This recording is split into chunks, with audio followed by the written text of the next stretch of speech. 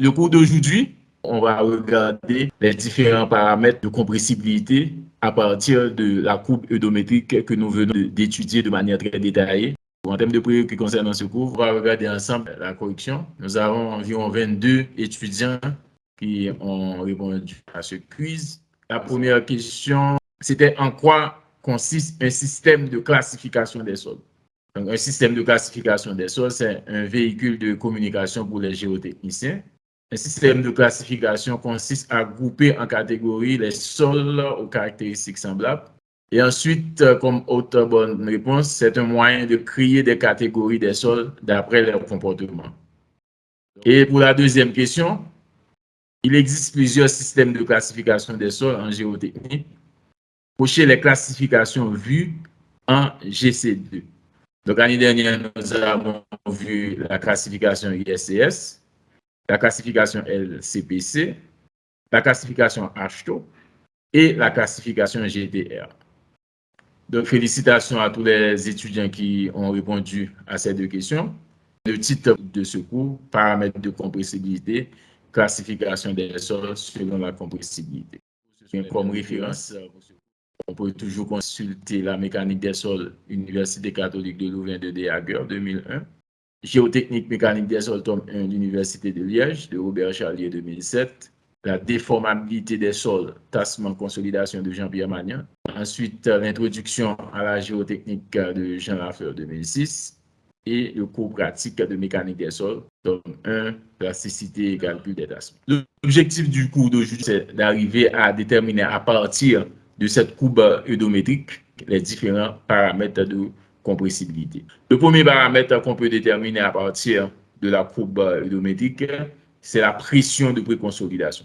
Donc, c'est un paramètre important. Une fois qu'on a le point qui correspond à la pression de préconsolidation, sigma prime P, on peut déterminer l'indice des vides également en projetant sur la droite des ordonnées. Ensuite, on peut déterminer l'indice de gonflement.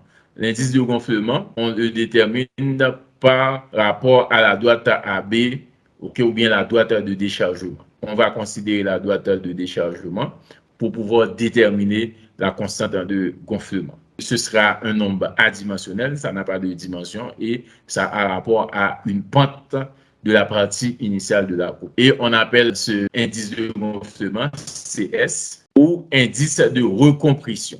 Ensuite, l'autre paramètre qu'on peut déterminer à partir de la courbe eudométrique, c'est le paramètre CC ou indice de compression. Le paramètre CC correspond à la pente de chargement. Quand vous allez déterminer le paramètre CC, vous devez considérer les points de chargement. Donc, les 5 paramètres à déterminer en termes de paramètres de compressibilité, vous avez l'indice des vides initial, E0, la contrainte effective verticale à l'état initial, vous avez l'indice de gonflement, CS, vous avez la pression de préconsolidation, sigma prime P, et l'indice de compression, CC. Nous allons voir comment déterminer ces 5 paramètres à partir de la courbe eudométrique.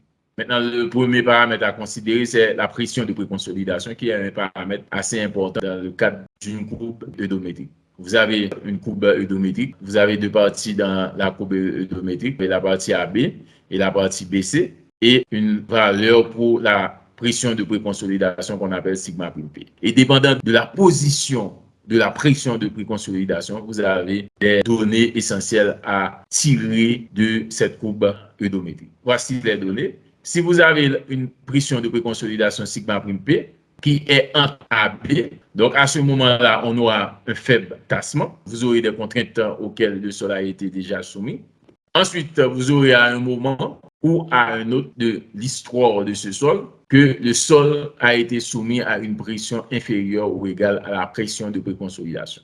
Maintenant, si le sigma prime P, la pression de préconsolidation, se trouve entre B et C, on aura une forte compressibilité.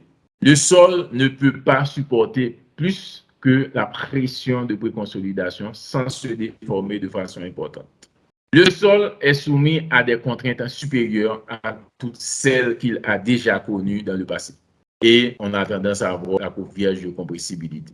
Comment déterminer cette pression de préconsolidation? Il y a différentes manières de déterminer cette préconsolidation dans le cadre d'une courbe eudométrique. Et là, nous allons voir la méthode de Cassagrande 1936, qui est une méthode assez simple et assez rapide pour pouvoir déterminer cette pression de préconsolidation. Si vous voulez déterminer la préconsolidation dans le cas de cette courbe eudométrique, la première chose à faire, c'est arriver à déterminer un point de la courbe qui représente le rayon de courbure minimum. Voici le rayon de courbure minimum ici.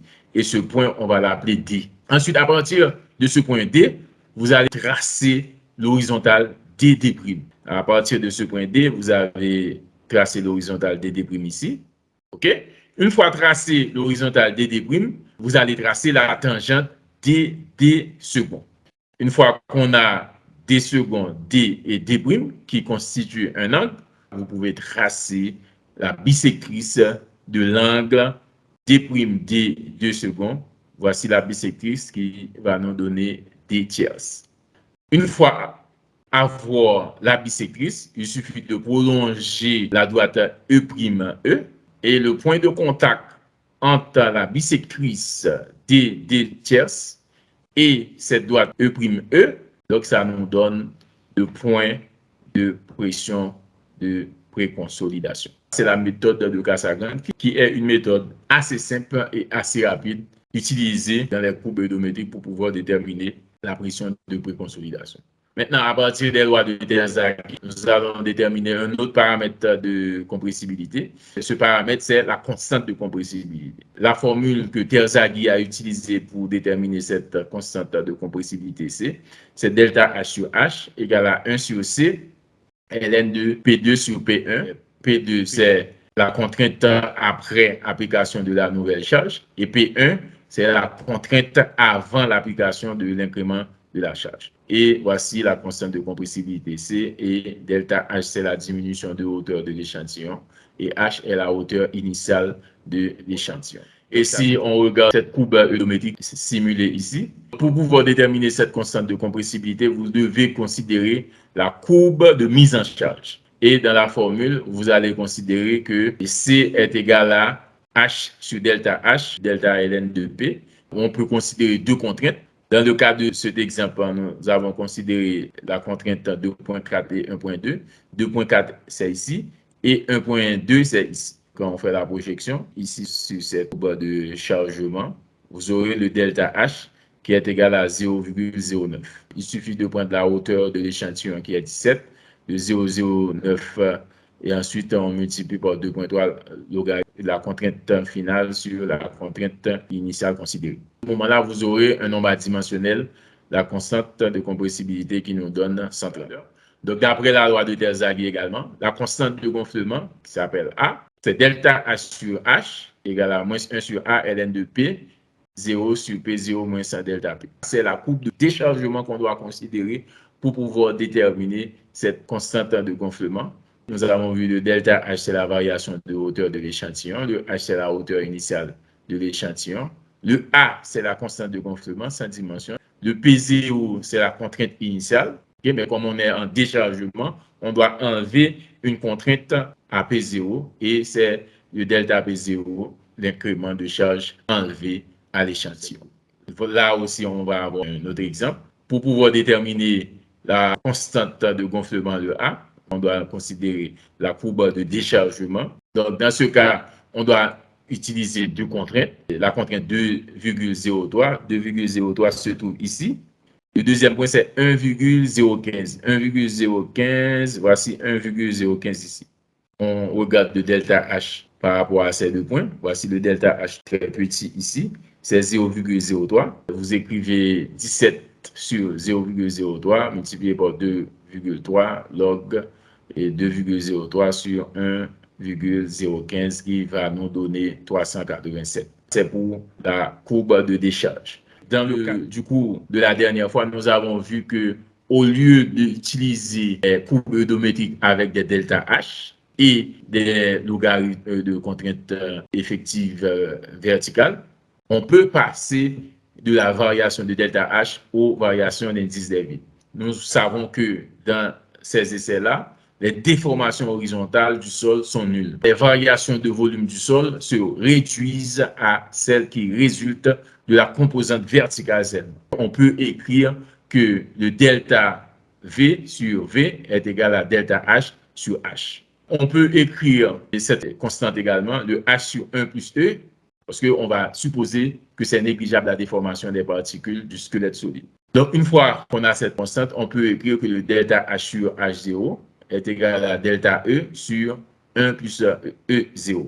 Donc, cette formule, on peut le démontrer ici, à partir toujours du diagramme de phase qu'on a vu l'année dernière. On sait que delta H sur H égale à delta E sur 1 plus E0. Vous aurez le sol qui ne se déforme pas, et ensuite, tout va se jouer dans les vides.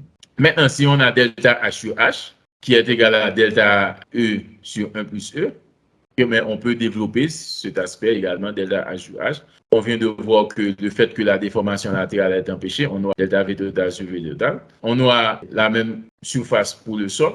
Donc à ce moment-là, on peut écrire le delta V total est égal à delta volume des vides et le V total qui est égal au volume des vides plus volume des grains de sol. Et si on divise ça par VS, au numérateur et au dénominateur, on peut tomber sur delta VV sur VS qui est égal à delta E et VV sur VS qui est égal à E0 et VS sur VS qui est égal à 1. On peut déterminer le CC qui nous donne delta E égal à CC log de P2 sur P1. On peut retrouver des relations entre CC et C. Donc, à partir du moment qu'on a delta H sur H égale à delta E sur 1 plus E, on peut égaler ces deux valeurs, le delta H sur H qui est égal à 1 sur CLN de P2 sur P1 et le delta E sur 1 plus E0 qui est égal à CC sur 1 plus E0 log 10 P2 sur P1. Ce qui nous donne cette relation 2,3 sur C égale à CC sur 1 plus E0. On peut relier CC qui n'est autre que 2,3 facteur de 1 plus E0 sur C ou C égale à 2,3 facteur de 1 plus E0 sur CC. Donc, une fois qu'on aura ces paramètres de compressibilité, on peut toujours déterminer une nature pour ce sol. Donc, à partir des valeurs de CC, si le CC est compris en 0,01 et 0,1, okay, on aura des sables. Si c'est entre 0,1 et 0,25, on aura des carolinites. Des ilites à partir de 0,25 et 0,8 et des montmorionites à partir de 0,8 et 2. Maintenant, on peut regarder le comportement de ces argiles ou bien des sables également. Incompressible lorsque le CC est inférieur à 0,02. Très peu compressible pour 0,02 et 0,05 et peu compressible pour 0,05 et 0,10. Ce sont des comportements des sables. Pour les carolinites, on tombe dans les argiles. Moyennement compressible, vous avez des valeurs entre 0,10 et 0,20. Pour très compressible, vous avez 0,30 et 0,50. Et pour les montmorionites, vous avez extrêmement compressible avec des CC qui sont supérieurs à 0,5. L'autre paramètre de compressibilité qu'on peut voir, c'est l'indice de gonflement ou l'indice de recompression. Et voici la formule qu'on aura déterminée pour l'indice de recompression. C'est delta H sur H qui est égal à moins CS sur 1 plus E0, logarithme de P0 sur P0 moins l'incrémentation de charge qu'on aura à appliquer. L'autre paramètre à déterminer dans le cas de la courbe eudométrique, c'est le module eudométrique qui relie les déformations aux contraintes. Vous avez delta sigma prime est égal à moins E eudométrique multiplié par delta H sur H, ce qui nous donne que le module eudométrique va nous donner le delta sigma prime sur le delta H sur H qui est net autre que la déformation. Le module eudométrique va être différent dans la mesure où, dépendant de la charge, va considérer pour déterminer le module, on aura des valeurs différentes. Donc, le module eudométrique n'est pas constant. Et ça dépend de l'état de condition initiale considéré. Le module eudométrique est égal à delta sigma sur delta déformation. C'est delta P sur delta H sur H. Et qui n'est autre que le C delta P sur delta LNP si on remplace delta H sur H par sa valeur. Si le delta P est petite, OK, on peut écrire que le delta LNP sur delta P n'est autre que sensiblement égal à 1 sur P. On peut écrire que le module eudométrique n'est autre que C multiplié par P.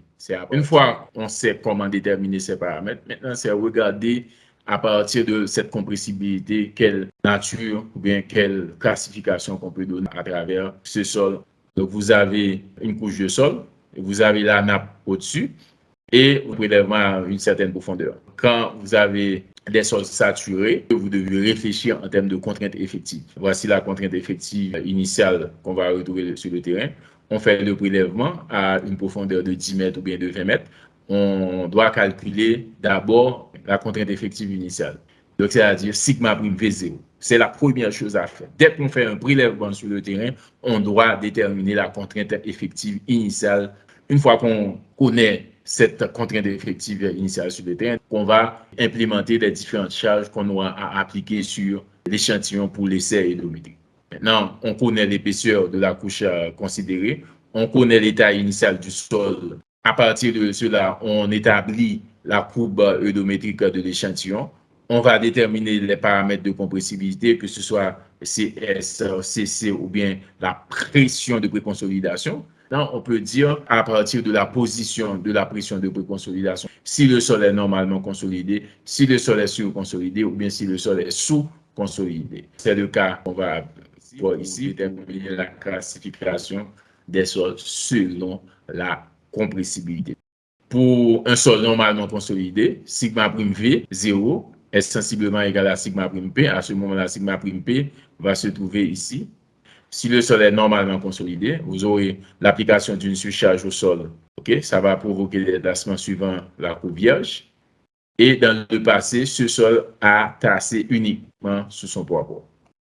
Dans le cas des sols surconsolidés, c'est que le sigma prime V0 qui est la contrainte effective initiale sur le terrain, cette contrainte est inférieure à la contrainte de préconsolidation. Le sigma prime V0 va se trouver avant la pression de préconsolidation. On peut dire que à un moment antérieur de son histoire, ce sol a été soumis à une contrainte supérieure au poids des terres actuelles.